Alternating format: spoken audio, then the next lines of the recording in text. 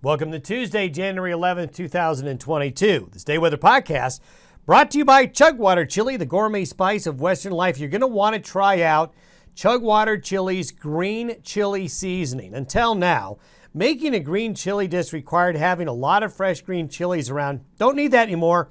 Now you can whip up a green chili dish in no time at all. Chugwater Chili green chili seasoning is an easy blend of spices designed to simplify your meals. Create a delicious green chili in minutes when using this blend. Get yours today with discount code ChugwaterDon for 20% off. Chugwater Chili, the spice of Western life. It's all quiet across the western United States. Really, the cold, wintry weather is going to be in the central and eastern United States here for probably a good week to 10 days. That means not much going on around here. We'll have some gusty winds and mild, dry weather through Thursday. There is a small storm system that will bring some winter weather, mainly some mountain snow and snow showers on the plains, but it's going to be out east, out towards eastern Nebraska, eastern South Dakota, Iowa, eastern Kansas. That'll see most of the winter weather. Not much happening this weekend through the middle of next week. So we've got this little bump in the road Friday, but folks, this is a pretty quiet stretch of weather. So I'm going to spend some time on the long-range forecast. We're keeping an eye out for possible Arctic outbreaks sometime after January 20th. Livestock interest and outdoor interest in travelers. Stay tuned to the Day Weather Podcast over the next week, and we'll see whether or not this transpires. But our confidence is growing that after the 20th, winter comes back with vengeance. Here's today's 500 millibar chart at 18,000 feet, a westerly flow. So for you listeners and watchers of the podcast, you know that when we go into a westerly flow, it's Pacific air coming into the western United States, which means generally mild conditions, and that west-east flow perpendicular to the mountains means it's going to be a little bit breezy along and east of the Continental Divide, which it will be. This is the next system. This is for noon Friday. See the kink in the jet stream here? There's going to be a wave coming out of the Pacific Northwest in Canada, coming on through, bringing a shot of colder air and a little bit of moisture. Now, this system, as it progresses southeast, will mature a little bit. But notice it just clips the divide and east of the divide in the western high plains here. It's not digging into the Great Basin. So there's going to be very little weather west of the divide into California, the Great Basin, and even the Pacific Northwest. But there's going to be an area of winter weather right here that we'll need to watch out for.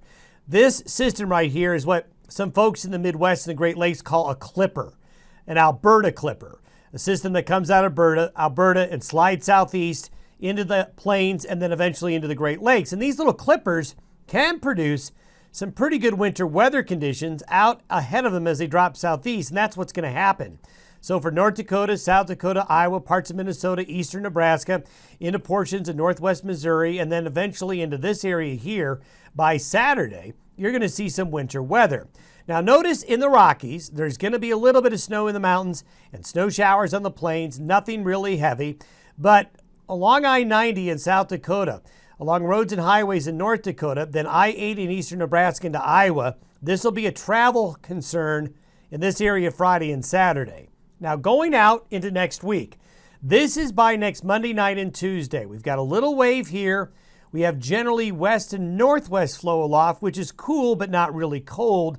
The bottoming of the Arctic air is going to be into the upper Great Lakes, into New England, into the eastern parts of the United States. And a general rule of thumb, when it's colder than average in this part of the nation here, it's usually warmer in the west. And that's going to be the case. And vice versa, a lot of times the opposite happens. When it's cold out west, it'll be warmer out east. But it's the Great Lakes, it's the Midwest, and it's the East Coast turn now to get more winter weather.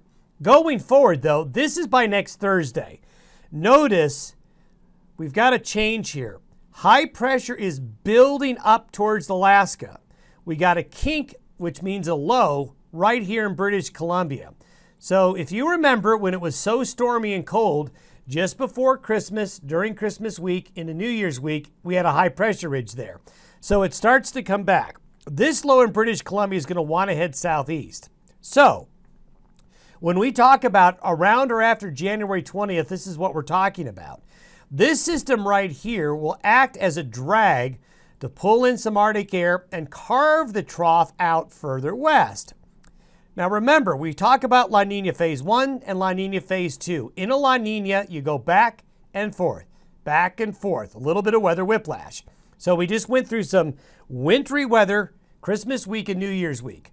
Now we've gone back to a La Nina Phase 1, a more wild westerly flow.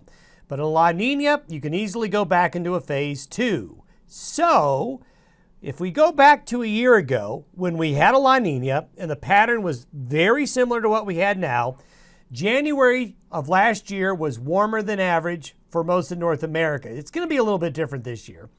But I want to remind folks of how cold it was in North America and the United States in February of 2021.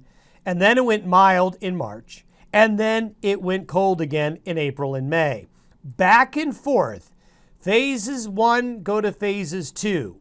I expect the same thing to happen as we go through the rest of this winter season. These alternating periods of warm and cold.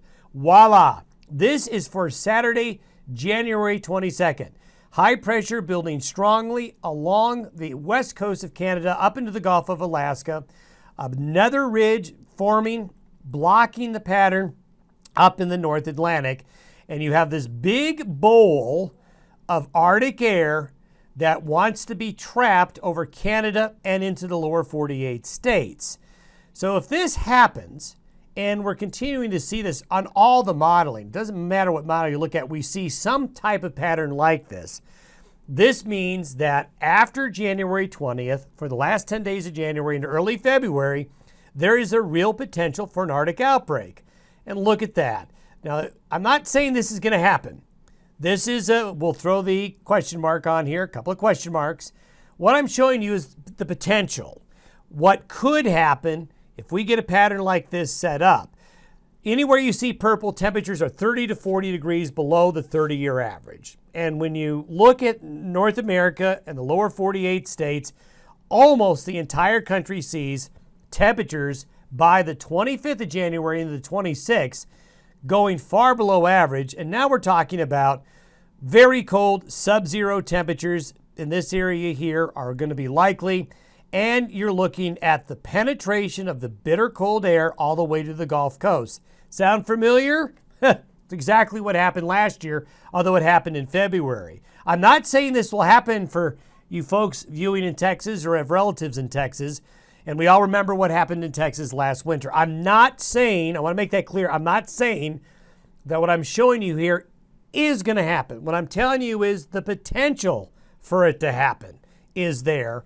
Look at these low temperatures along the Gulf Coast into Texas, into Louisiana here. You're getting down into the middle 20s by the 25th of January, and you're looking at going below zero up into the Panhandle. So we're going to put a question mark here. We're going to watch this.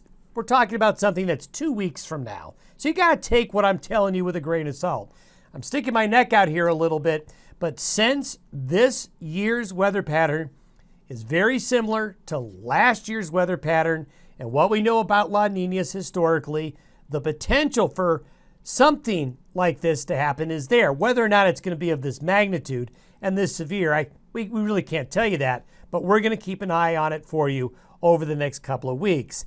So this back and forth, warm then cold, cold to warm, is a La Nina signature and likely going to continue through the rest of the winter season. Have yourself a great Tuesday. We'll see you tomorrow.